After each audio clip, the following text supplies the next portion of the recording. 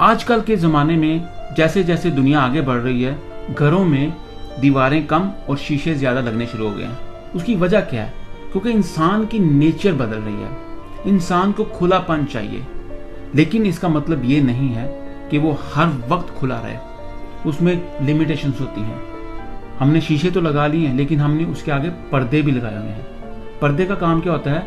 हमें जब चाहिए बाहर देखना हम देख लेंगे, जब रोशनी चाहिए रोशनी को अंदर आने देंगे, जब हवा चाहिए हम हवा को अंदर आने देंगे, जब अंदर की हवा बाहर भेजनी है तो खिड़की खोल देंगे। एग्जैक्टली सोशल मीडिया भी इसी तरह का काम करता है, ताकि हमें इल्म हासिल हो सके या हम अपना इल्म दूसरों से शेयर कर सकें। क्योंकि जिस घर में खिड़की नहीं होती वो घर नहीं होता, वो जेल होती है।